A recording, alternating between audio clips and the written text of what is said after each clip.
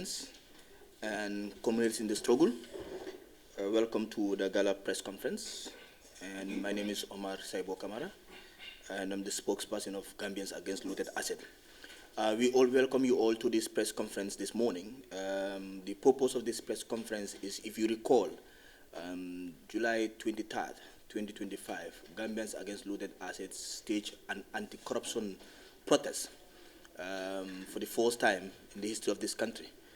And following this protest, we submitted 5 petitions, 2 to the Office of the President, 1 to the National Assembly, 1 to GALGA, 1 to the National Sport Council, with 90 days of response demand. Following this, all of these institutions have responded before the elapse of the 90 days, which is also unprecedented, that Gambian citizens wrote and petitioned the government and the satellite institutions, and they all responded, and they responded before the deadline. Following the submissions of their response, GALA find it necessary to gather, review, and also respond to the responses of these institutions, because what we believe was that the response to our petitions are meant to answer questions raised and concerns raised, and also demanded actions to be taken on certain issues. They have all responded in one way or the other. In their submissions, they have answered questions. They have also claimed to have taken actions in certain demands that have been met. After completing our review, after 3 weeks or plus, that every day the team will sit down and review this with consultation of our lawyers, we have also found it fitting to respond to the responses from these institutions. But today, I'm not going to be the one to release this statement. I'll have the singular honor to invite the Secretary General of Gambians Against Looted Assets, Omar Revolutionary Sane, to release the statement on behalf of GALA. Thank you. Good morning, the press, the Central Committee of Gambians Against Looted Assets, and thank you very much for to be here today. And I would like to make a few corrections. My name is Omar Sanyang, not Sane. So I don't want to be kex, so I am Omar. So the press statement. Gambians Against Looted Assets, GALA, responds to the government and institutions' reactions to the GALA petition. Gambians Against Looted Assets wishes to formally inform the public of its position regarding the responses received from the National Sports Council, the National Assembly, and the government of the Gambia concerning our petition on corruption, mismanagement of public resources, and institutional failure. As a citizens' movement rooted in transparency, accountability, and justice, GALA remains unwavering in its missions to protect the wealth of the Gambian people. Our positions are grounded in verified evidences, official records, and the constitutional mandate that all state institutions must uphold the rule of law without any compromise. So first, we will start with the National Sports Council. The persistent lack of accountability and transparency in GFF.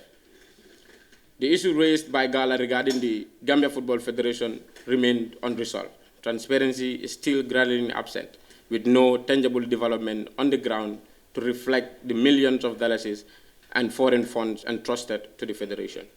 However, after reviewing both your responses and the FIFA Forward Global Report 2026 to 2022, 2016 to 2022, several key concerns remained unresolved. The FIFA report confirmed that Gambia received over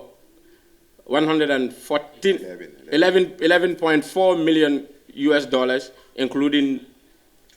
more than $2 million for infrastructure and $1.5 million for equipment. Also, $1.5 million for administration and governance, $4.2 million for national teams, among others. Allocations. These funds were intended to deliver meaningful improvements in pitches, technicality, centers and competitions, and club support. Yet, after more than 10 years under the Kababade-led council, Kababa-led administration, the actual state of football facilities across the country does not reflect these substantial investments. Most playing grounds remain in poor conditions and no major renovations or new facilities of the scale reported by the FIFA can be observed. The report lists 5 stadium-related projects, 2 playing surfaces, 1 technical center, and 14 pitches, as either new or renovated. Gala League clubs, regional associations, and community football structures cannot identify these projects in practice. If these works had been completed, they should be visible, accessible, and widely acknowledged. Yet, the reality on the ground contradicts what is reported. Equally troubling in the ongoing financial strain on league clubs, despite millions allocated to competitions and club support, GFF still owes teams significant amount, including transport funds, logistic supports, and preparation funds for from as back as 2023 season. This undermines the claim that competition funds are being efficiently utilized and continues to affect the smooth running of domestic leagues. Our petition is rooted in the need for transparency, accountability, and alignment between funding received and real outcomes. What Gala seeks is the straightforward and independent audit of FIFA forward funds, public disclosure of completed projects with verified details verifications, visits to all project seats, immediate settlement of outstanding payments to clubs, and institutional reforms to improve governance. To improve governance. There are more excessive demands. They are standard requirements, whatever public interest funding is involved. The National Sports Council, as the statutory oversight body, has a responsibility not to defend shortcomings, but to uphold accountability, compliance, and integrity of sport governance. We therefore urge the National Sports Council to reconsider its stance and fully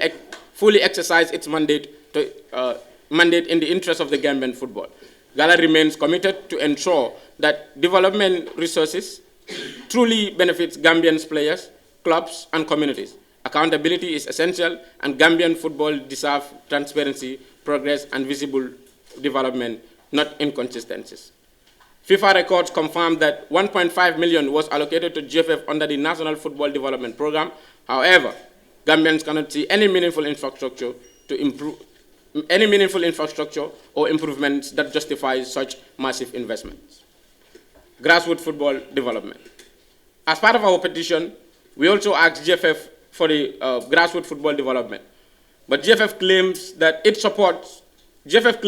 grassroots football is inconsistent with realities. School football competitions are financed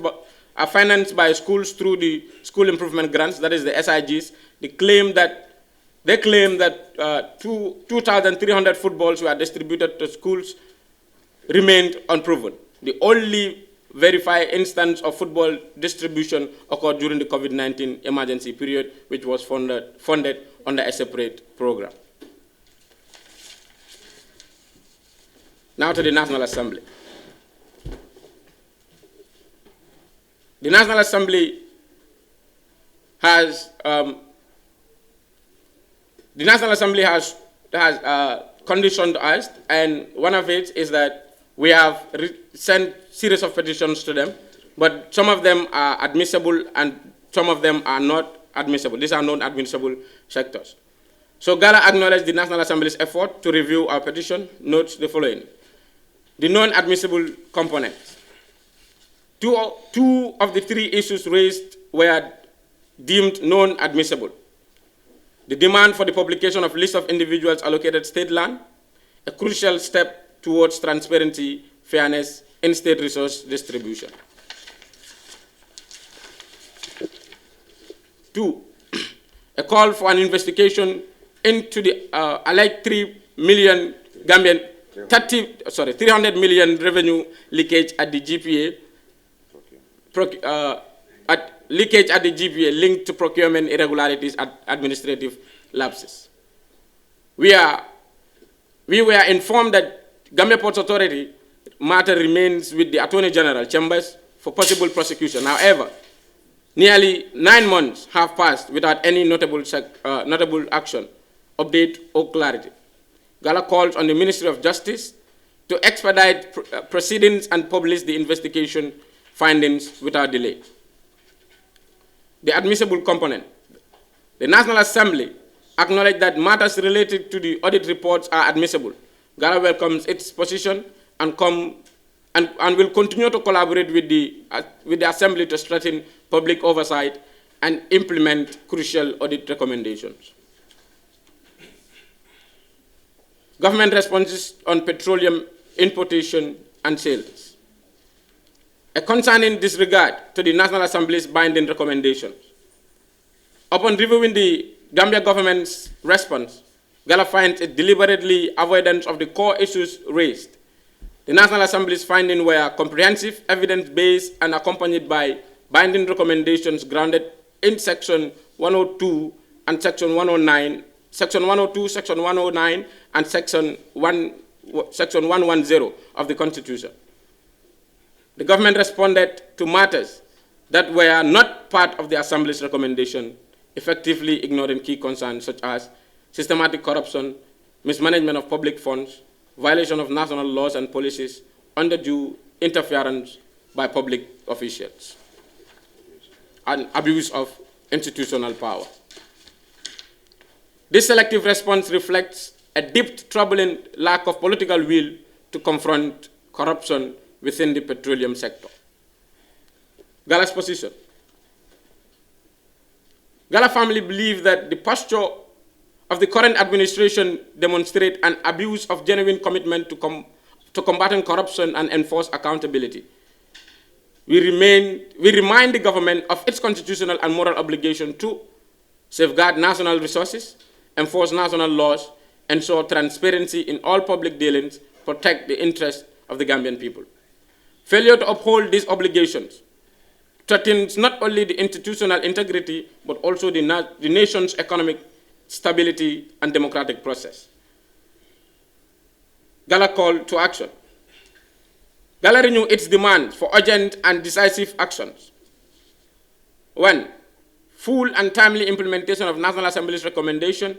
comprehensive accountability mechanisms within the GFF and GPA, immediate prosecution of individuals implicated in corruption, financial misconduct.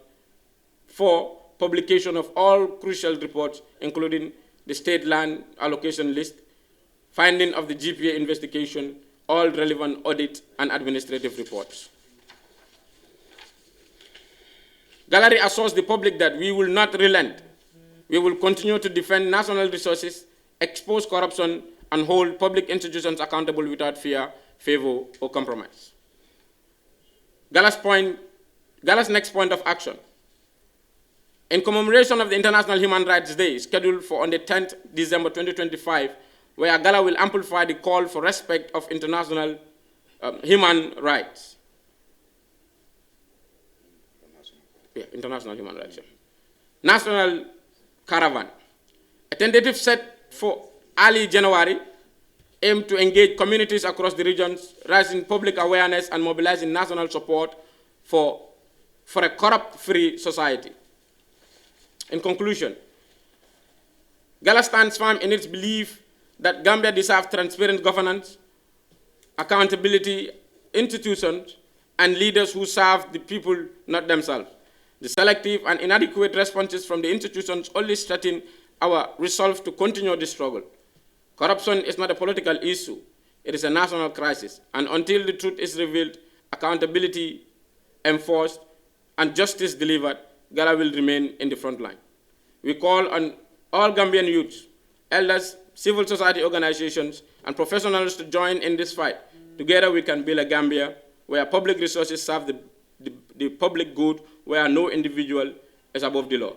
People power, our power. Thank you. Tongal tonal kondon la media household men baby jang kaya ndandala kontanda bake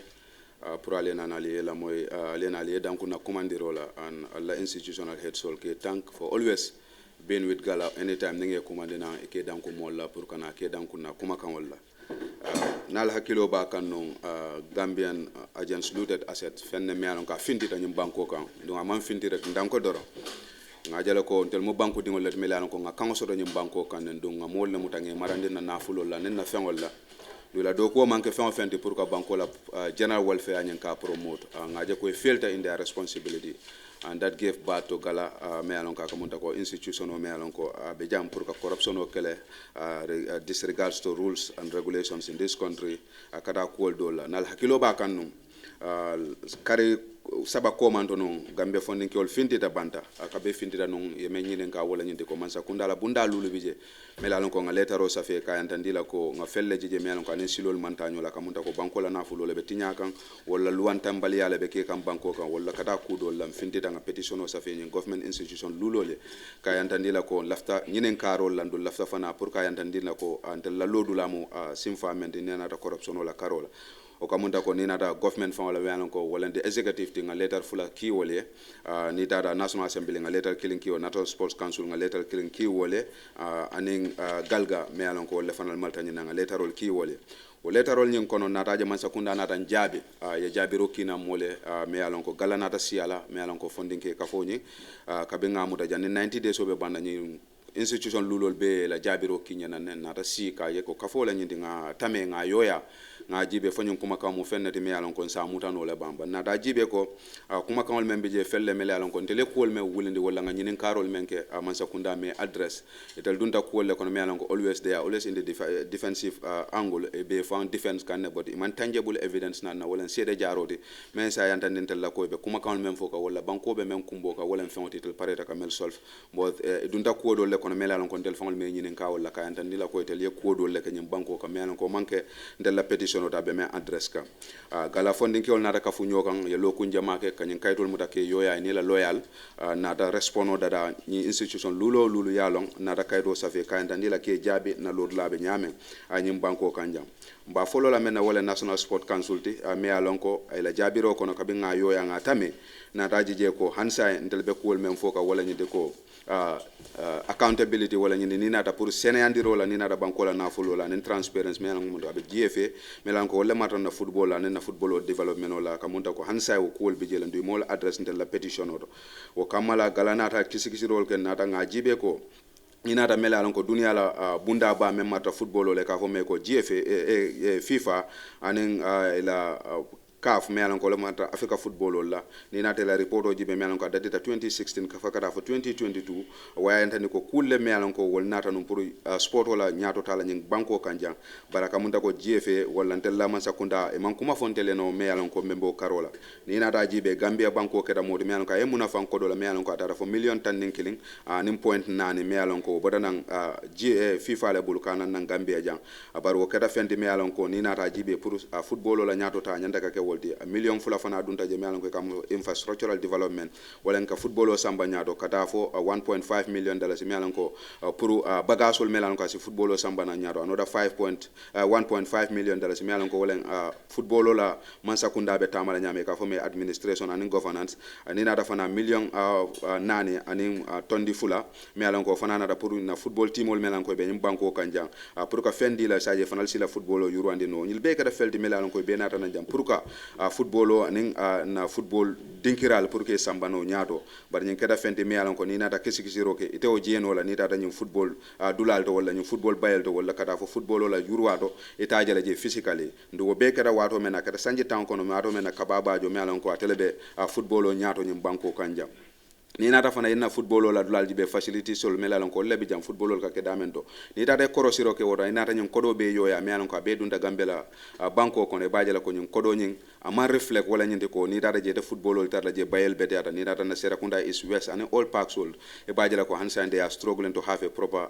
park oni ko kada fenti me alon ko tel ya antani ko wala jefe la tonton la jabiro e mendintella anen tonya manta anen silo manta kamunta ko e ben nene kan be kumol le fokantele because ni report o be tel fon FIFA la website wolto ni tata je bajala je kantandila ko nafulo men dunta nyim banko kanja baro nafulo nyim ma reflect ni nata football la karola jang nyim banko kanja ya antandi fana la report o bala ko football baye air lulu e ka fo me stadium project ko anen 2 playing surface wala nyindi ko football ka play duma mento anen technical center anen 14 pitches wala ni football dulalto ñun mu fengol le mele alon ko wol be nata nan pour ka football o ñin ka o place o ñin kutayandi wala ka dada e sutiya kutayala bar gala wonen national league sola anen regional association anen community sol ka be woli la kesi rol beke na rayanta ni la ko ñin development o me alon ko GFA kodo men dunta ñim banko kan jang men dunta na GFA bulo a project ko man soto me alon ko sa jeno e nyaala ka yantandi ko ñi mu fennede aketale wala do ko ñi hansa man kumfa ani nata ka je ko wala fon me alon ko nata nun o kodo dunta nun je ni nyaala jero ba suutela len du mol fanal ba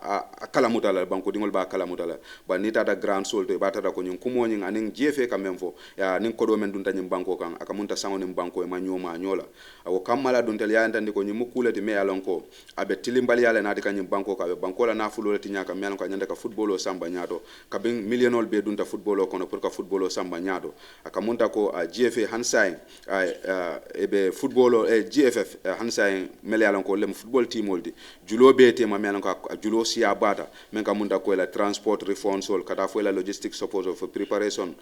pour la football ka bring 2023 season o kono hansay me jono ndum ko dol le ka bonan me alon ko football o me alon ko le malta football la dunia ja men ka munta ko GFA FIFA anen CAF me alon ko ka kodona nan pour ka nyum football o ruwandi baraka munta ko hansa en la football o be komale na fulo bukata ay dunta nyan anyanda ka dunya men abuka dun woto o kamala gala ya entandi ko hansa e be loring e la petition o be loring nyina ka entandi ko tilingo ne accountability me alon ko wala be me alon ko wala mankita ni nata nyum kodol me alon ko be receive ta ni nata jibe même fon be banko kono jang wol mu fellati me alon ko manta nyola gala ya entandi ko te la lord la momenti wala nyinti ko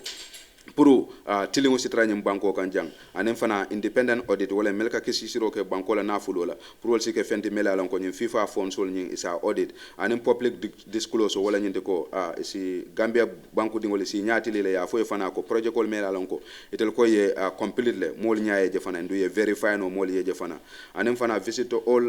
listed project side wala nyinde ko project kol men fana ya lan ko etel ko be wolle kam fana pour mo sita si woltol jibe sa yanda ni mol la ko nyille mu fengol ti mela lan ko be keka anin football team ol melanko la julol be la ka make sure that go julol ñi ke fenti me alonko asike fenti me alonko be jolano be pare football o fana la maral nya ay ke fenti me alonko abe kala fenti me alonko abe yurwala no ñim banko kanja ya yantandi la fana ko ntel be ñinin karo menke ka wala ñindi ko standard equipment wala ñindi ko kayandandi la ko football na football Kenya ñi ay ke fenti me alon ko abitano ñaato nin kayandandi la fana ko man sakunda wala banko la kodo me alon ka dum football ko na ay ke fenti me alon ko asitraji nga saso di me alon ko ka fo me NYC wala ñindi ko mel malta football la me alon ko luway sembo di tel la kayandandi la ko tel ka oversight body ti na moy oversight body tel le fanal be football la ko kisi kan abe tel le bul kayandandi la ko ke molti melalon ko bela nyanto tala luwa sembo mendila wala luwa sembo mendila pour ka make sure that ko GFA ke fenti melalon ko be tilin nan dum bankola ko do be kala fenti melalon ko be dun nebul katanen silola ka yantandila ko ya e fonyo ka yantandila ke defend wala ko wala melalon ko make no ye hol ye accountable wala nyinti ko molti melalon ko ye muta ela barol la ka melka nyim banko kan jambe pare ke fenti melalon ko football on ala football Kenya nyinga be kala fenti melalon ko anen tilingo bitanyo anen lanno bitanyo banko kan jam o kamala fana gala kera modi mi alon ko nga fo itel me ko national sport council ka entandila ko itel sike modi mi alon ko antel la nyinen karo lambe men nyinen ka kan yela sembo mande do me alon ko ya dila ya tamandi pour kata football la nyaato ta kanyim banko kanjang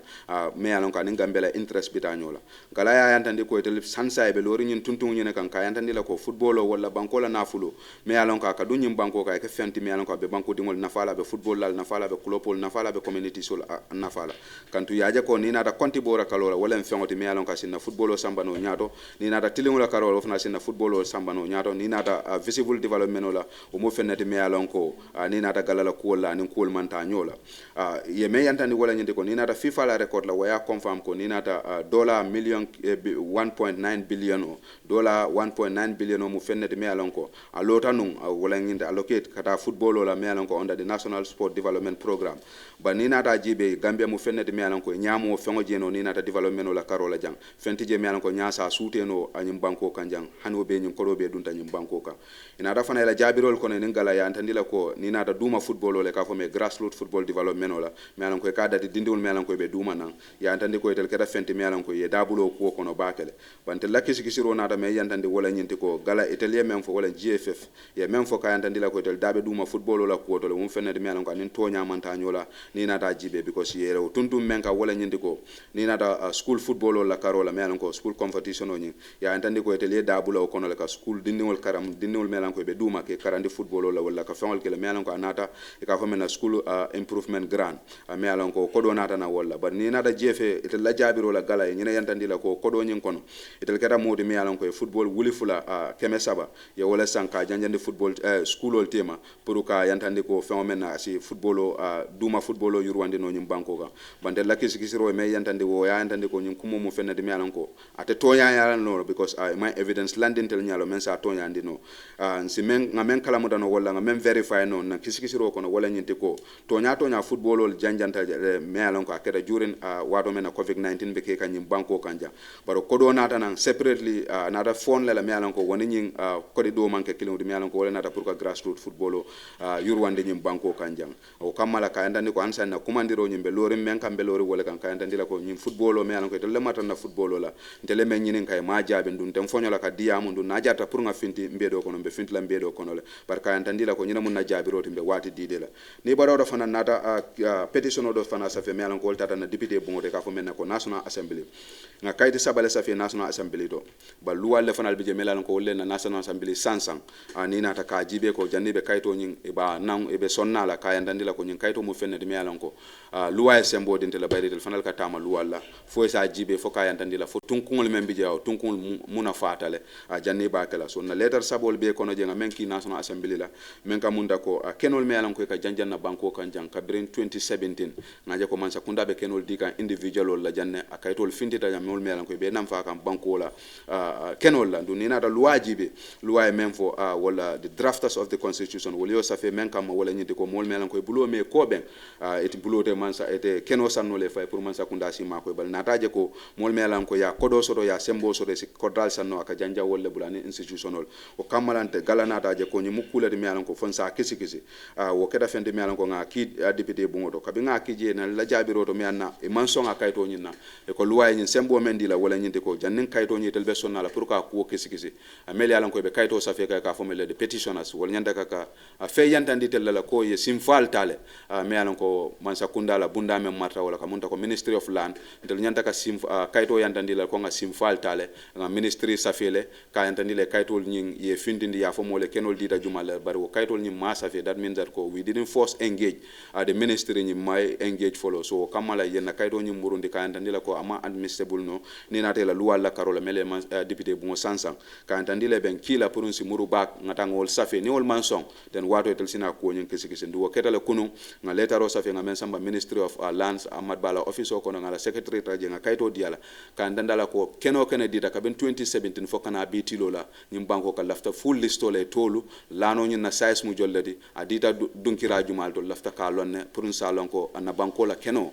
aka janja nyaadi la nyim banko kanjang so kamala anno petition nyin wo man accept national assembly bulu fo nga nyin simfa dolta na da kayde do safe me yalan ko akeda na fulo me yalan ko atinyata na Gambia Ports Authority ka fo me GPA me alon ko kodo tinyata je mentara fo million keme saba anen fe me alon ko ko akeda men na wala nyindi ko tiketol kala damento aka wafi damento anyi na fulo tinyata woldo na ta safero fana ke député bungoto aka yantandila ko lafte nyun ko kisi bari ko fana e manson ala bari ko my evidence landi nyato ka yantandila ko le GPP e safele pour ye publication ko wala nga minister of justice safele pour ka yantandila ko nyun ko mo fenede me alon ko gambenol sulata pour ka long ngalon kisi robe nyaadi le bari kisi ro meda so yamare pour ngamuro a minister ya ka yantandala ka kayto safe minister ya ka yantandala ko nyimu fenne de me yalon ko tel lafta kalo na ndum be nyinen kala nyin kisikisiro nyin hansa be nyaade bayre lan londo ya soto wala nganyul lonko nyin ko police wol ya tala no ya investigate kadi jamale report o safe ya sambe de minister ya ba minister ko do ko man ka nyama kayto murundi pour kisikisiro nyin ya yuruwande ina da kisikisiro nyin muta fana ya yuruwande ya kayto murundi nanje pour legal advice for the minister of justice fo be nyin mol prosecute la wala report o findinde investigation nyin menafo ba sa kari kononto fo membe o kan hansa e mo man fe moje fo ministre be nyil prosecute la fo dum sede jaro findi da men jarta ka entende tapale yake da nyun ko konole hansa e mo moy bar kunum fana letaro nyin nte fangole asamba minister of justice ka dia la record officer la ka entende la kon sula da pour nyun kaytol nyin ay finti ngalo minister la lodula be minato fo nyimbe kala multi mele alonko asike fenti mele alonko so na petition o menta da national assembly kilindam malen me alonko sofa me alonko is admissible me alonko son talent du pareta pour ka kesi wala dum mo fengoti me alonko na demand nyinga memfo men ka munta ko audit reports because ngaje ko mansa kunda la bunda me alonko ka fo national audit office e kisi ro ke nyum banko kan fengol la mele alonko munta covid-19 fund kada fo seed a project me alonko tel nata pour ka musol la project ko yuru ndani ku jamal mele alonko ke nyum banko kan petroleum saga nyol ya audit ki je bar ka ben audit pareta nyin kaytol nyin they are catching dust mansa kunda man simfa taje ka entandila ko national assembly la recommendation e memfo ila faka simfa taje o kamala tel gala funding ko ngaje ko nyum mu fenne de me alonko banko la na fulo le be tinyaka dum pour tilingo so jang nyanta ka ko muta ka kenna suloti na kenna suloti na da député bungo safe ka yandandila ko lafta pour ñun ko le kisi ka yandandila ko the full implementation of the recommendations me alon ko mansa kunda na député bungo wala safe me alon ko lebe sirin gambien wala député bungo do bayre mbete sino la député bungo do e ko constituency ye mo kilin tombonji aka munda ni o mari bo député bungo do o be sirin tel bele o dula nyindo tak munda ko ni wala fengo fenfo aka munda gambia dingo bele o fo so ko manyana ka fenti me alon ko janda ka chakani di anyanda ka muta mansa kunda bundal belal so kamala nga yantande député bungola ko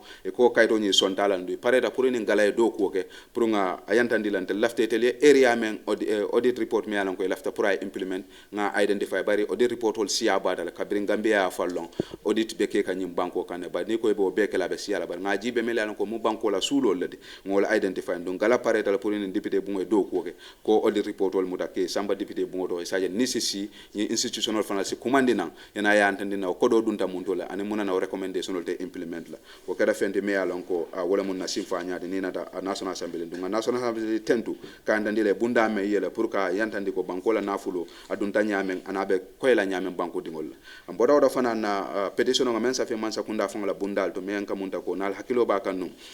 petrole mo dunta nyim banko kanja me alon ka boda nan kulungo to me alon ko anata na nyim banko kanja adunta banko kanja depota na mandina den depota me alon ko is designed for OMG sol me alon ko be nyim banko ka wala fuel company solti saje ko sila fuelo mabono nyu mansa kunda la nyundula de ka fo me ko gam petroleum do wol fana ni ya mabo je fana every percentage 5% wakata mansa kunda la kesol kono fo men sa yantande ko ni nata na ambulance ol melan ko be banko kan jam police ol la fuel ol ni bita petrol la pour kan na safety ke o be ka bole kono bari nata ye company do nan na melan ka ma register nyim banko kan jam men ka munda ko apoji nyole nata je fuel o jindi na banko kan jam ka biya jindi ja be wafi jam ane transfer manjo men sitan na keso kono ka fo men na ko jiare na mo nyin ya joinin ko do be tata ndo kisikisiro ka ba ke dan nata je ko député bu ko be kisikisiro ya je ko tapale ya dunta jele ya je ko corruption o dunta jele ya je ko na systemic failure melan ko institutional melan ko be nyim banko kan melalon ko nyanda ka institutional ni na dañu banko kan janne be banque yella janne be transactional kala jam they must be registered ni registered fana silol men nyanda kata institutional failure ke dawo dlaldo so national assembly be tuntuna mansa kundala bundala wala député bu la bundala ka fo me standing orders section 102 109 and 110 section 110 of the constitution it nada ka fenti melalon ko bunda yele ka fo me committee melalon ko nyun ko kisikisi ka bela kisikisi role ke nada me yantandi wala nyinti ko ni nada systematical fonko systemic corruption wala nyinti ko tinyaro wala corruption o mealan ko anin loi manta wo keta jele mealan ko yow suute anyin ko kono jele na raje mismanagement of public fund ni na da man sa kunda fana la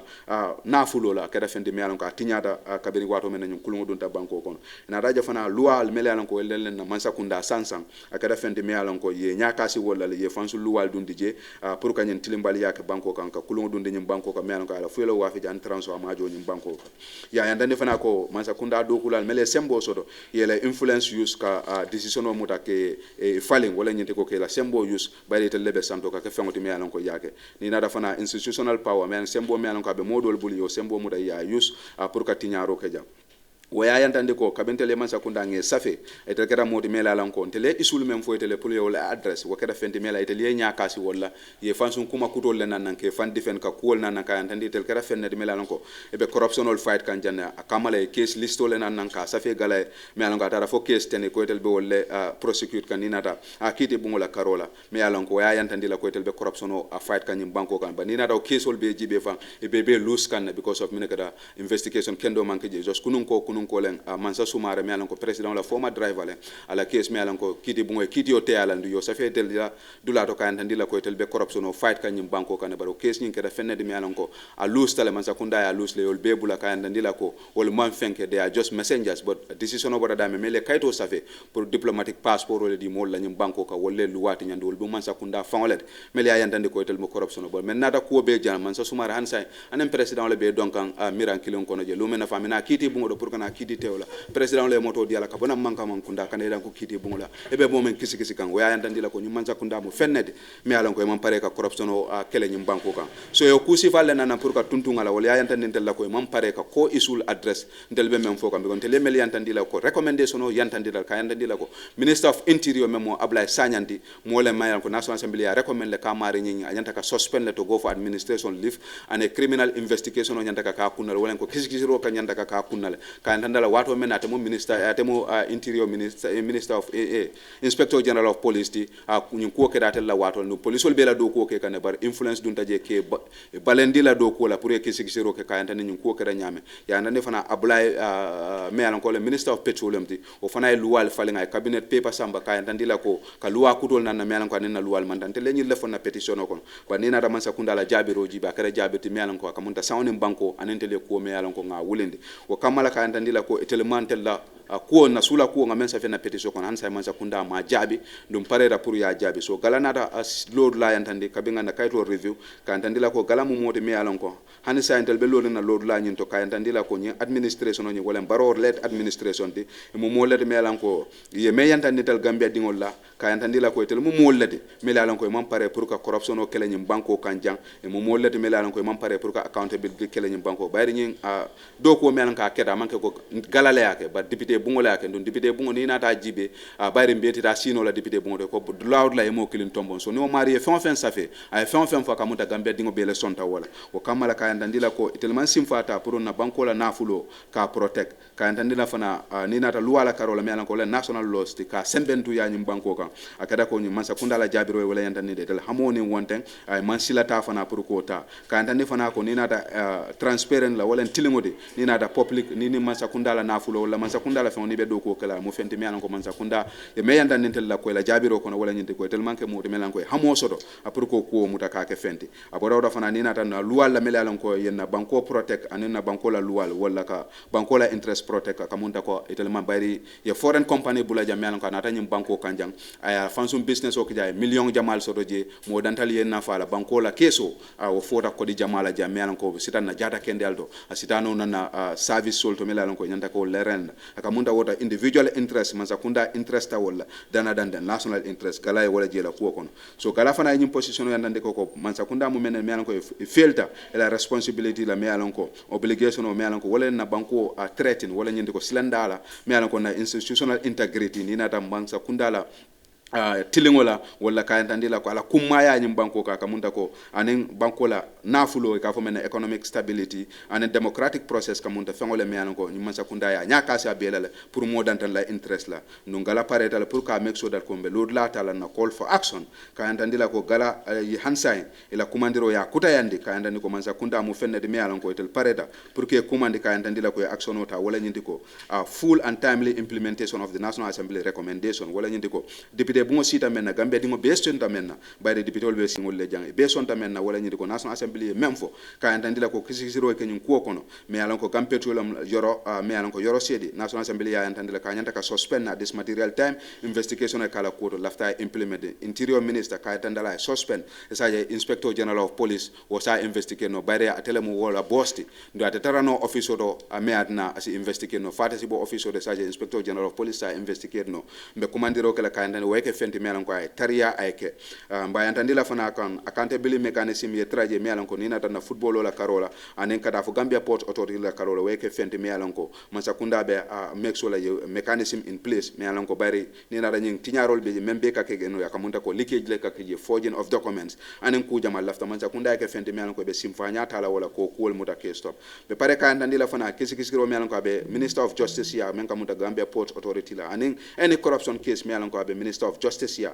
lafta immediate prosecution of individuals me lalan ko implicate ka for corruption o me lalan ko be nyim banko kanja do ni ma ke gala pareta pour ka simfa nyata ka make sure that Mansakunda ye moy gambianol la kumo moy bari Mansakunda la do ko momenti wala ka make sure that ko gambia dingol la kumo e ke fendi me lalan ko e be wala moy la wala nyata ka kela simfa nyata ka ndandila fana publication of all audit reports sola ni report sol me lalan ko men ka munta ko Mansakunda la kenol me lalan ko e janjanta nyim banko kanja ye di molla mo dantan la jang fen yalan ko lafta minister of lands ye listo bondi ka ndandila lano land dita mo la jang a dita la mun dalila le kamma lano nyin na size mu jollede a dita mun tole ani munat na dita la lafta listo e findi the findings of the GPA investigation wo fana GPA me yalan ko même for ports na fulo men tinyata ji we ke fendi me yalan ko fana ala findings nyin police le investigation o menke lafta pour ay finti na nyim banko kam pour mbeyaje mbeya kala muda akeda nyaadi le ko de jolle dundaje jumal le tilimbali ake ka banko fondi na fulo la lafta listo fana e fintina ka ndandila fana ko all relevant audits and administration reports ka entendila fana audit reports sol melan ko kada nyim banko ko melan ko banko la nafulo tinyata je lafta fana o ke fenti melan ko be finti la gambe dingo be nyaato be sa suute ka entendila ko gala lodu la nyim momenti wala nyinti ko tel lota simfa men ka wala nyinti ko ka Mansakunda o ka banko la nafulo tanka no wo mu fennati melan ko nanate jijala o silola mbeta raw silo kan ne fo janne lumenna wa ala be kala nyame bar gala nanate bole simfa nyaka na doku wala simfa nya momenti wala nyinti ko banko la resources ka mutaka tanka be pare corruption of fana expose ndunde dana expose fana la balka make sure that ko ay banyim banko kan jang wala munna simfa de ka ndandila fana ko public institutional ye whole accountable me yalan ko siloti je ndung nyoma ko tije wala ka fako ka compromise wata kala je galala jamano la ka ndandila ko na next point of action wala nyinti ko gala ayla simfa nyaabe kala menti wala nyinti ko ni nata dunia la bembale ka fo menna ko international human rights day me yalan ko schedule ta pour December 10th gala be kala modi me yalan ko be la kumandiro ba wurindi la bake ka amplify ka yantani Mansakunda la ko ye dunia la lual ke fendi melalon ko international human rights ke bunya nyim banko kanjam bayre ngaje ko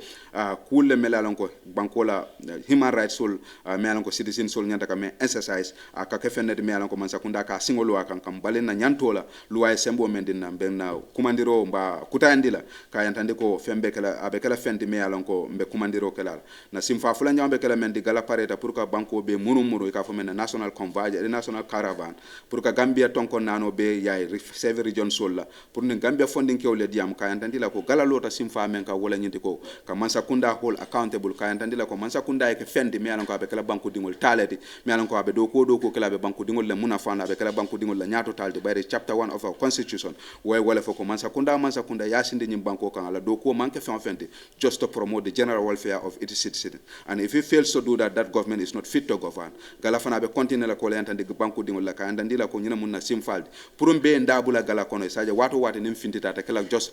banjun janti barabe kala Gambia be la fintola di ka antandi la ko Mansakunda be kala fennede me alon ko be la moy la Gambia dingol la ko la bayre tel tamu banko tel letel sindije pour yeke na do kulalde o be kala fende me alon ko sambi sa mbe wulla wala ka antandi la ko fana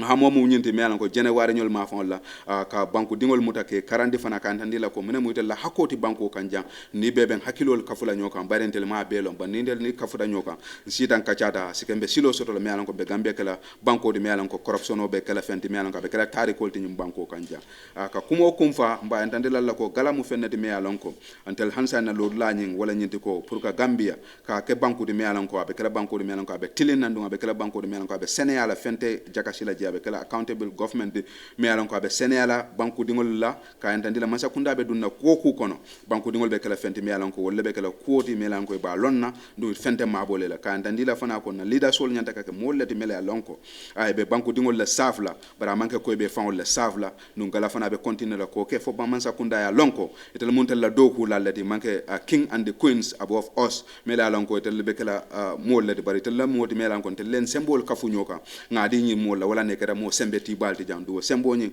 o botantel le balandu ba mexo la ko no sembo nyi nga exercise ndum gala fana ni Gambia dingol be kafula nyokan ka nyokarande ka nyo londi pour se o sembo suute ka lon ko sembo mun telle tade ka ndandila fana ko be Mansakunda ko man la ka ndandila ko ba kata la pour silol sitano Mansakunda si danku banko dingol la wato wati e commandiroke do be kala fenne de melon ka be continue la fo Mansakunda ya suute ko tel banko dingol le tamu nyim banko ka ndandila ko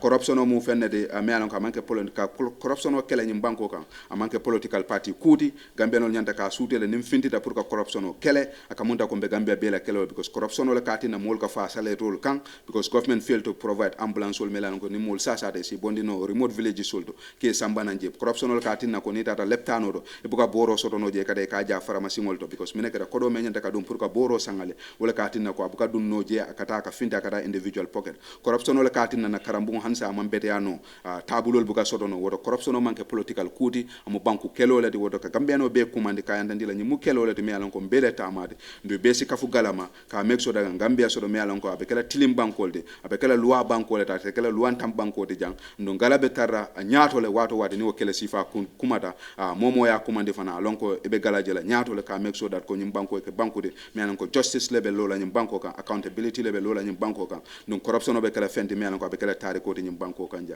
o kamala nga Gambia no funding ke ol be kumandi civil society sol professional ka kafu ma nyin kelo nyinna ka Gambia londe Gambia me alon ko besin siso kosi nga yandande ko nyina mun na bankode na nafulo e tanka na resource e tanka good governance e kenyim banko kan jang nga yandande fana ko mo kunkili na tektar la loi santo bar mbebe tar la loi dumale ka yandande la ko sembo mu Gambia no letati sembo mun tel letati ala baraka ba. All right, good afternoon. I don't know whether I can match that Kesane deliberation, but let me try the Wolof version. Di leen ay nuyu yéen yëpp ku ne tuurama santam ak di leen jërëjëfal tamit pour loo leen teew fii Gala kontaan na trop si presse bi anytime bu ñu ootee da ngeen dee ñëw tey nag ñu ngi oote fii pour tontu suñ pétition yu ñu defoon on the 23rd July Gala génnoon nañ demonstrate si Westfield ak tamit ñu binda yenn bunta government gaay na respond nañ Gala tamit toog nañ juróomi fan yu jàlla review response yi yëpp ak tey dañuy ñëw pour tontu response yooyu first yun bi no moo nekkoon National Sport Council time buñ bindee gaay nag gaay respond nañ ñu ngi bindee gaay pour GFF nuñ dee doxalee ak luñ dee labaj ci xaalis National Sport Council nag respond nañ Gala tamit toogaat respond National Sport Council lu si njëkkee mooy accountability amul ci GFF waaye National Sport Council luñ respond ak Gala fuñ taxaw dafa awa uute ndaxte soo xoolee Gala luñ bindoon moo nekkoon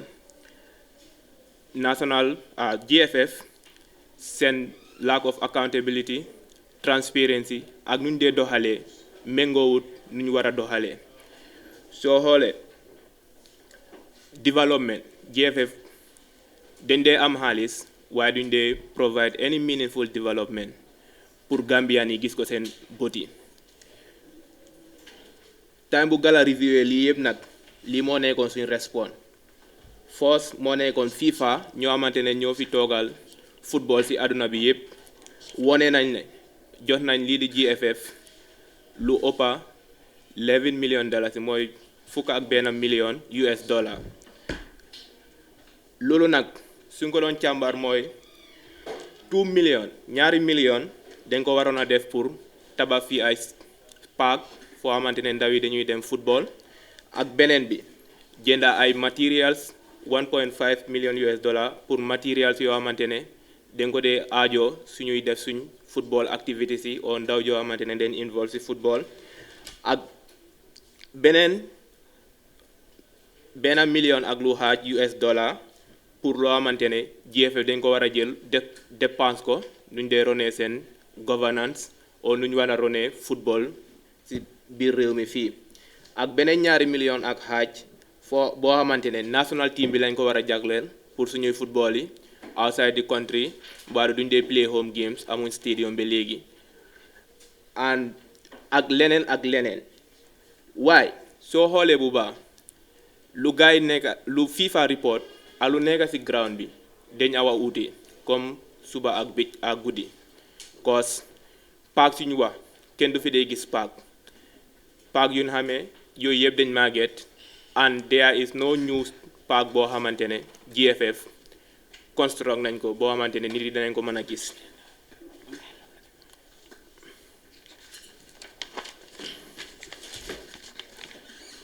ak soo amee si nu ñuy doxalee seen governance bi labaj bari na fa trop and football nu mu mel si dëkk bi ñu yëpp xam nañ nu mu nekk di doxee warut a doxee noonu cause soo amul good park doo mën a play football fu ñu toll nii tey GFF seen compétition bi mu ngi delay cause amuñ ground ñu amee ground yi ñu ngi seen nawetaan bi soo GFF dañu war a pousse seen di national league ba ñooñu pare seen ground bi su nekkoon xaalis bu FIFA yónnee woon gars yi defoon nañ ko lu ñu ko waroon a defee time bi league bi start na bu yàgga ak ñu bari dañ fi doon njëriñoo waaye benn tey kenn mënut a gis loolu unless gars yi woññu ko ak tamit gars yi dañ waxoon yenn park yu fi nekka gars yi danañ ko renovate waaye ba léegi foog naa it was only Brikama de foog naa boobu tamit it was partial renovation bu gars yi def ak Banjul te tey soo demee Banjul KG5 mini stadium is not playable kenn mënu fa play football so loolu yëpp ay concern la yoo xamante ne mu ngi si GFF report bi nag wane na 5 stadium lañ waroon a def ak ñaari playing surface ak benn technical center and 14 pitches loolu la FIFA wone seen report but up to date loolu kenn mënul koo gis si biir réew mi unless GFF woon ñu ko ñu mën a confirm loolu but as of now loolu kenn mënul koo gis fii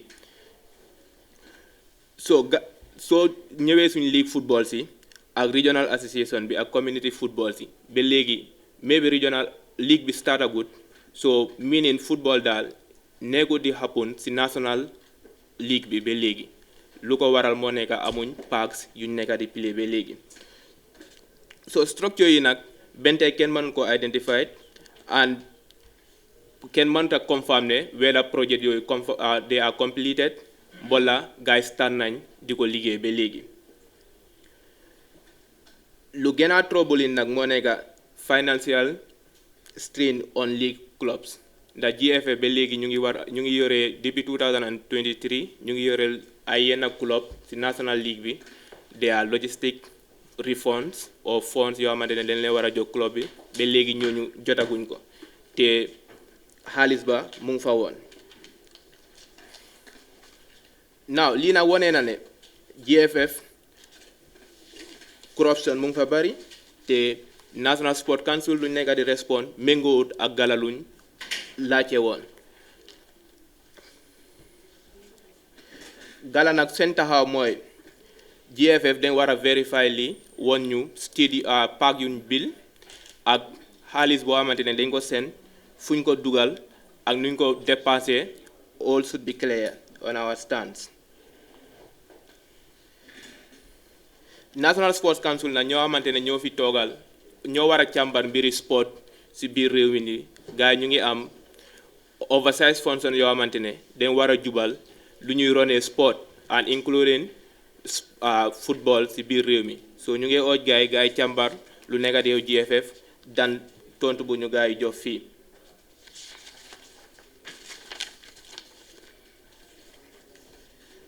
now gala nag ba léegi ñu ngi taxaw fu ñu taxawoon and so that xaalis boo xamante ne yëpp dafa dugal ci réew mi ñu càmbar ko fu ñu ko war a dugalee ak lu muy bénéfité ba bépp ba doomi Gambian ci mbiri football or any other meaningful development dafa war a jub méngoo ak sarta ak luwa yu fi réew mi tegal ndaxte soo gisee jubal dafa essentiel and football dafa deserve loo xamante ne dafa jub dafa war a dem ci kanam and nit yi yëpp dañ war a gis development yu nekk di xew ci biir football ci biir réew mi dan just wax ñu lii moo nekk di xew but soo demee doo ko mën a gisal sa boppa or any other Gambian du mën a gis those development ndax soo xoolee FIFA lu nekk di report mooy ne 1.9 million dollars was dañ ko jox ñii di GFF under the football development funds or program but benn tey there is no meaningful infrastructure or parks yoo xamante ne they are standard pour ñu man si play so compare si other countries like Mauritania or other countries ñooñu seen FIFA money bi gars yi dañ ko dee use in the right direction pour mu njëriñ bépp doomi foofu but soo ñëwee fii is the direct opposite of that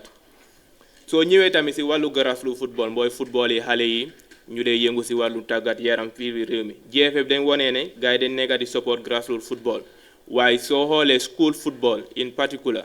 GFF waa ñoo ko dee organise but nekkuñ di support grassroots football soo xoolee school si ñoo dee dépense seen all football su ñuy dem play ji this senior secondary school sport sometimes sax def dee over difficult ndax teams yi dañ dee schools yi dañ dee dem de organize extracurriculum activities or sports events yoo xamante ne they can generate fund pour guys support seen sport team bi yeneen schools yi daal dañ dee withdraw cause the SIG or sport improvement grant bi is not enough the more yaa ngee dem si competition bi mu ngee gën a jafe noo koy dépassé cause there is no support from GFF schools yi ñoo ko dee dépassal seen boppa so beneen response bu gala tegal moo nekkoon National Assembly gara bindoon ak National Assembly ñetti pétition lañ fa bindoon waaye ñaar yi la National Assembly admit mën nañ si gestu daal beneen bi dañ ko war a beneen bi lañ benn lañ admit waaye ñaar yi gars yi they are not admissible first moo nekkoon ñoo xamante ne National Assembly dañ ko mënuñ ko admit moo nekkoon ñoo xamante ne dañ leen jox land biir réew mi suuf boo xamante ne nguur nit yi yëpp ñoo ko moom ñu jox ko yeneen nit galana bindoon nañ pour demand those list waaye National Assembly lu ñu wone gars yi mënuñ siy dugal ba gala bindaat si National Land Ministry pour gars yi jël action déma nag gala submit naan a petition to Land Ministry so that gars yi dañuy génne yëpp yoo xamante ne ku am laan saay si laan bi kuñ ko jox ak déet boo ko joxee yëpp gala dañ buggal loolu mu reer balaa ñu dellu si National Assembly bi and the other one moo nekkoon lu nekk di xew GPA Gambia Ports Authority ñu yëpp xam na ne lu toll si $300 million réeroon na foofu na si Gambia Ports Authority loolu nag police yi investigate on nañ yóbbu seen report bi and dañ leen redirect waat gars yi gën a investigate and still gars yi def nañ ko but to now ba léegi there is no action that is taken from Ministry of Justice so gala nag dema bindoon nañ tamit delloo si Ministry of Justice pour gars yi publish report yi policy or nit yi xam fuñ taxawee ak the way forward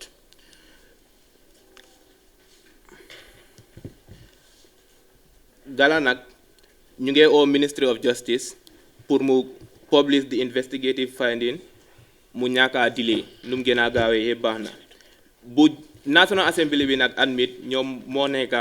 audit report cause ñu yëpp xam nañ ne there are a lot of audit reports yoo xamante ne ñu ngi leen paak ñu ngi jël dos foofu ba léegi there is no action so su nekkee dañuy investigate action di nga ko dee jël loolu amul njëriñ so Assembly bi nag acknowledge nañ loolu mën nañ si seetaat so gala ak National Assembly dañuy continuer di liggéey together so that to ensure that audit reports yi dinañ leen implement koo xamante ne dafa lekka xaalis yi nguur bi o public bi mu delloo ko o ñu yóbbu ko max na bu mu nekkee benn and the last one moo nekkoon government response on petroleum importation and sales response government bi pour petroleum bu nekk di dugga si réew mi fii amoon na ñu yëpp mën nañ fàttaliku benn compagnie mu ngi doon operate fii boo xamante ne lansi nañ ko by the government mu ngi jaay mbiri petroleum si biir réew mi and nekku di fay benn tax si biir réew mi so gala nag dañ pétition government bi concerning that issue waaye gars yi duñ respond ak National Assembly bi seen report bi dafa uute trop so gala nag dañ ko fine loo xamante ne government bi dañ teylu jox ñu respond yoo xamante ne gala nekku di ko laajte and gars yi tamit dañ teg National Assembly bi seen report side gars yi indi seen own side of the story and government bi nag seen respond we are not part of Assembly bi seen recommendation bi the Assembly bi gars yi dañ ignore loo xamante ne corruption mu ngi faa xew gars yi dañ ko ignore seen response bi ak tamit nit yoo xamante ne dañu mismanage public fund mbiri xaalis boo xamante nit yëpp ñoo ko bokka kenn oo ñaari nit dal di ko séddoo and the other one moo nekkoon dañ ignore tamit ñoo xamante ne dañ violate loi yi réew mi ak policy yu fi nekka and the other one tamit ñoo xamante ne ay nit yi ndombal tànkal lañ ñu am doole ci biir réew mi dañ jël dugal seen loxo loo xamante ne it was under investigation by the police. And also gis nañ tamit ñoo xamante ne dañ am doole ci biir réew mi gars yi dañ abuse seen institutional powers yi yaa ngi liggéey ci département bi bëgguloo kenn xam lu fa nekk di xew. So Gala nag dañ gisee lii as a selective response loo xamante ne is a troubling lack of political will. Government bi wone wuñ daal dañ bugg a investigate lu fa nekk di xew mbiri corruption bi ci petroleum saga bi. So ñun nag Gala seen position moo nekk dañ war a sàmm alali réew mi government bi dafa war a sàmm alali réew mi and suñ national laws yi dañ ko war a enforce koo xamante ne dafa yaxa loi dañ la war a yóbbu maana fu nekkee benn and also alali réew mi dañ ko war a teg foo xamante ne dafa leer ni ko dee spene dafa war a méngoo loi réew mi and tamit dañ war a protect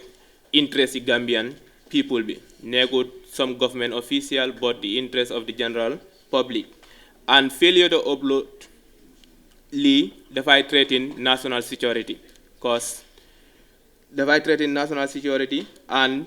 economic stability ci biir réew mi. So Gala nag ñu ngi oote benn tey pour government bi gars yi implement National Assembly recommendations. National Assembly dañ tegoon recommendation government bi dañ war a implement those recommendations ak gars yi ñëw ak ci GFF bi tamit full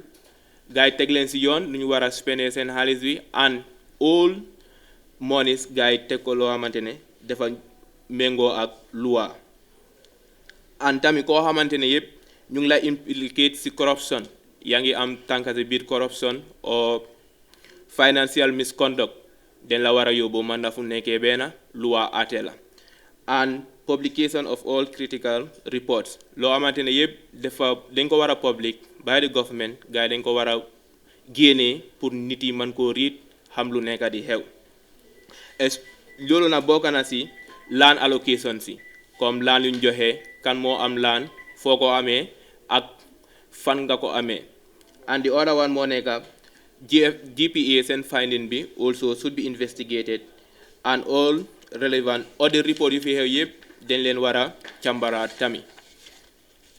Now Gala nag seen next point of action si luñ jublu moo nekk dañ fas yéene celebrate national human right moo nekk aka ak yelleefi doomi aadama loolu nag mu ngi xewee 10 December la mu xew Gala dañu oote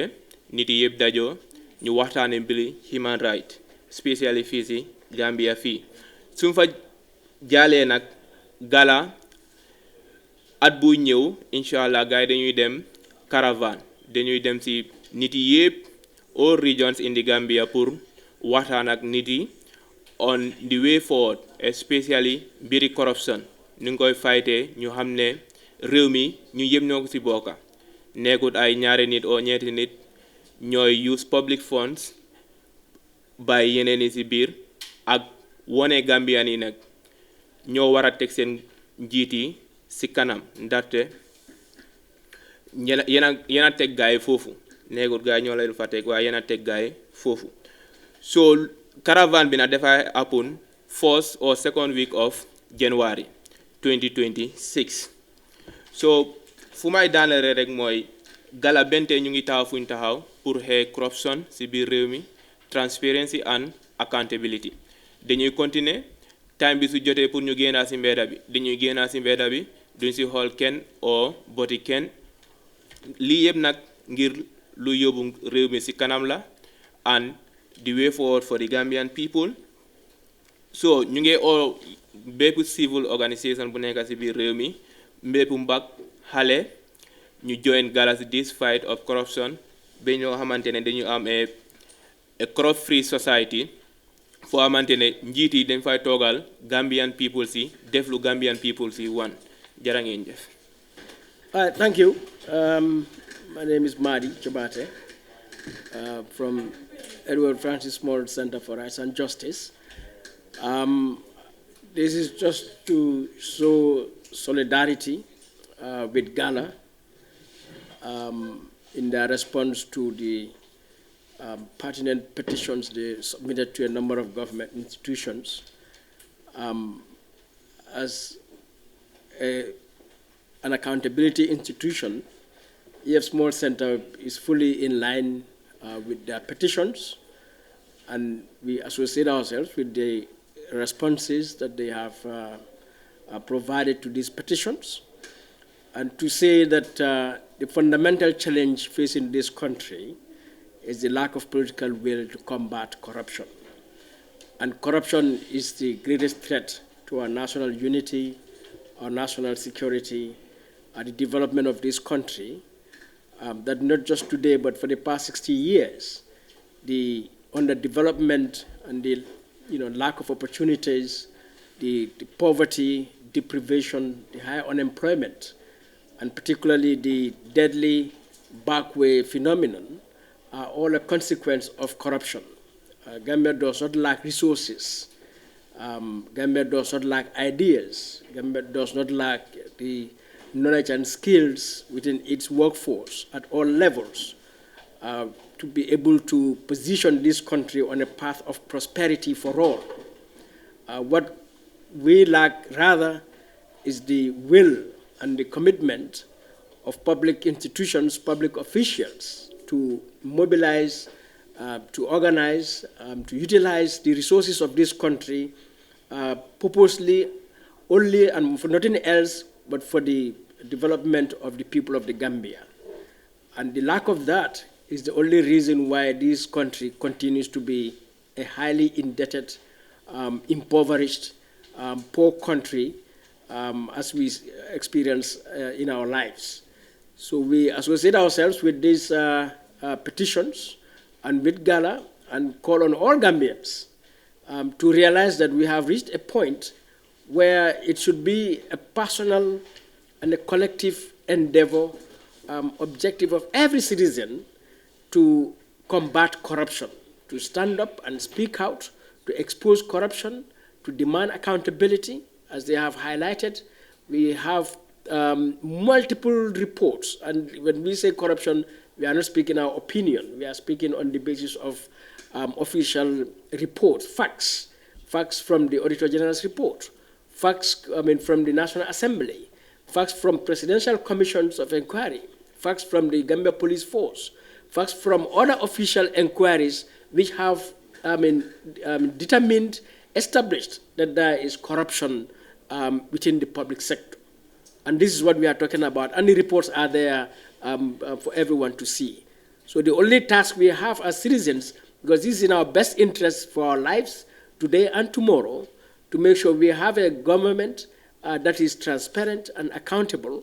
so that we have a country that can prosper, where each and every citizen will enjoy all necessary social and economic rights to give us dignified life. So we want to share that solidarity with Ghana and with the petition and make this call to action to all citizens. Thank you. And to everyone here, to the Gala team, and to the Gambian people, the mission of Gambians Against Looted Assets is very simple: to deliver a country where everybody lives in dignity, in honor, and a country where our children don't have to struggle to get to schools, a country where we don't have to be sent to pharmacies to buy medication, a country where we don't have to sit and listen to our leaders defend instead of talking about serious national issues. So thank you, everyone. And then Gala will come your way again, and we remind you that on the 10th, we are going to celebrate the International Human Rights Day, and January, we will take this country, length and breadth, to speak to people about corruption, about human rights, and about seriousness for a developed country. Thank you. Questions? Considering the GFF, like we said, we don't have a direct concern with GFF. There is a government institution oversight body on sport matters, that's the National Sport Council. And then it's through the National Sport Council we got this response. We have reviewed the response, and then in the response we have made it very clear that their response don't match with the information. And then for GFF's case, it's a public knowledge. You go to the FIFA website, you've seen all the contradictions to the funds received by FIFA. The only problem we have with GFF is the idea that the government cannot interfere. The government cannot interfere becomes very difficult now. We cannot send them to the National Assembly for questioning or whatsoever. However, we're going to give them time. We're going to write back to them again, and we're going to give them time, and then we will respond to them, and then we will make sure that public funds are meant for the public. Because the issue with GFF is very visible. 14 pitches. How many pitches do we have in this country? As we speak, there are tournaments that are held because they're going to even have somewhere to do it. So these are public knowledge, and then Gala's next steps are very clear, and we have communicated it to them, and we will communicate it to them further, and we're going to mobilize, of course. If the response don't match actions, we're going to mobilize. And for the legal actions, for now, we're still exploring other mechanisms. Let's say, for example, we have now written to other institutions as part of the response mechanism after we receive certain response, for example, from the National Assembly and all of that. If at any point legal actions become a necessity, we're going to take legal actions. But for now, our biggest tool is mobilization, and we will mobilize at the right time when we find it insufficient of the government actions to our demands. It will be confirmed. Yes. Yes. Let me not give false information before I become accused. But they will be confirmed in Parliament. What's your take on the setup, on the different commissioners which they have? Because it's now that Gala has an opportunity. I mean, probably the opportunity is missed. I mean, what's your view as Gala on those who they have selected? And then secondly, you haven't responded to the government's response on August, right? That one is not responded to yet because, right? It is. Because of, I mean... That is the press conference? Yes, the press conference we responded. Okay, because they said they had series of corruption activities which they have taken. So you're comfortable? Let me start with that. What the government did on their response day was they took an opportunity to tell Gambians what they are doing and what they are not doing. For Gala, we are focused on our demand. What our demand to the Office of the President is two. So they brought a thesis, right? And then we don't look at the other things that they have done. We are focused on two petitions we sent to the Office of the President, the AKI issue and the petroleum. And if you look at our response, those are the ones we are responding to. We are not going to get distracted with other issues that they raised that we were not even aware of and we don't even know what's happening. So if you look at the bulkness of their response, they brought a lot of multi-dimensional issues. First, we are focused on the petroleum and the KAI, and we have responded that here, and we have said the next action will follow. For the Anti-Corruption Commission, of course, we have been following the nomination of 3 commissioners, and we will allow the due process to continue to National Assembly to confirm.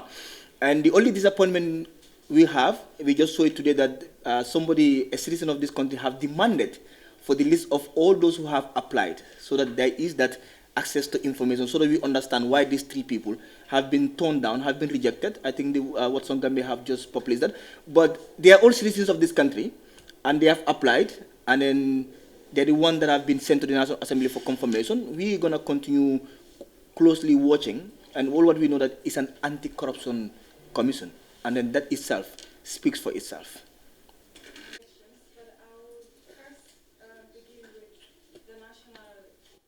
Sports Council, which you said you are calling for public disclosure and site visits. Is Gala prepared to lead or coordinate an independent nationwide inspection of football facilities? Yes, we are fully ready with grassroots football development agents to ensure that any region where we go to watch inspect these facilities, so that we will have to inform our next call of action on the National Sports Council and then the GFF. The National Assembly did not admit those 2 part of our petition simply because for them they are the last resort. We are supposed to engage them directly, and then we have already done that. We have already taken actions. Letters have been delivered to the AG Chambers and the Ministry of Justice, and also a letter has been dropped to the Ministry of Lands and Local Governments. And then we will go back to the National Assembly. The National Assembly is waiting for us to exhaust those mechanisms, and then after that we'll go back to the National Assembly, and then we'll continue to follow to make sure that every land allocated, because the land issue have been ignored for a long time. I remembered in September 12, 2024, myself, Mr. Madi Jobari, and Babakar Nyang have petitioned the National Assembly on these land issues, and nothing came out of it. We are going to exhaust the formalities instructed and advised by the National Assembly, and we will go back to them after we receive our response from those institutions. So I think it's procedural issues. The National Assembly have a law, like we said it when we were doing that. There are things that are admissible, and there are things that are not at a particular time. So we had National Assembly is very willing to sit. I think they have sat with us physically, and we discussed some of these issues, and they're willing to admit, but the procedures have to be exhausted. So I think it's a procedural issue that needs to be fixed. Yes. If there is any other question, Yes. It has been a long. Yes, we still have lots of questions for you. One of them, the question which I have to ask is, obviously, the Gala's protest has led to the inquiry in Parliament, which they did. And during the inquiry, I was just checking, and we saw Boase, the governor. He said that 1 billion over 1.6 billion, yes, was deposited in the Gambian account, central bank. And then 1.8 billion, shortly after they put the 1.6 billion, 1.5 billion was withdrawn. That right now, they are having, I have it here, they are having just roughly around 100 million or so in the accounts, right? So, is it 10 million? Just what, 101, right? Okay, I'm reading it from their statement here. 101, closing balance of 101 million is currently what they have. What's your response to this? Yes. So 1 billion has just disappeared without any accountability. So we have two approaches to the commission to the committee of inquiries into the sales and then disposal of the Gambian assets. First, we are doing an overview of the entire procedures, and we release a statement, and then we wait for the report and release a statement. And until then, we remain until that is done. Okay. So then my last question will be about protest. So is Gala saying that there is going to be no protest as of now? Because your next activities, as I understand, is on the 10th, you will engage with Gambians on International Human Rights Day. Mm-hmm. And in January, you will hold sensitization with Gambians. Is Ghana not going to engage in any protest until the end Even on the 10th, whilst we are engaging Gambians at that spot, and something come up that worth taking the streets, we will call that meeting up and we will take the streets. If we are on a nationwide tour and we are in Basse, something urgent happens, we will take the streets from Basse to Banjul, but we will make sure that protest is never going to die out in this country. We are not abandoning protest. We are going to use both conventional and non-conventional activism and advocacy tools. We take the streets, we talk to the people, and then based on the demand, based on the need, based on the necessity, every day can be a protest day in this country. Thank you. Does that include dialogue? Because the government has been calling for dialogue, which makes me wanted to ask. I have to ask this before. It's about, did you invite government to this press conference? Because they invited you in their press conference. So, I want to answer first, government want dialogue. Every day we are dialoguing. This is itself is dialogue. And I keep saying, protest is dialogue. But you know what we're going to do? Sit on a table with a government that charge us, criminalize us, and take us to court. Thank you. So did you invite them? No, we're not inviting them. That's what I'm saying. No, we don't invite them. All right, so if that is all, you have a question? Okay. Yes, so Gala is also declaring what is called Meet with the People tour. So in our nationwide tour, we are going to not just take the streets. We want to go and have dialogue with the people in the grassroots, and this includes sports. We will communicate, like I said, I think I responded to somebody's question on this, that we will communicate grassroots sport development agents and then institutions so that we collaborate with them and inspect. One thing I know there are pitches that are still pending after just halfway fenced. Flabantang is one of them. I'm from that area, and we can name them. But we will go and see all of these places again and then see how best they are. But yes, our nationwide tour, its purpose is to go and then dialogue with the people, but also to have this conversation with specific people on the development trajectory of this country that include football development. Thank you. If that is the last question, that brings us to the end of the press conference, and thank you all for coming, and see you some other time. Thank you.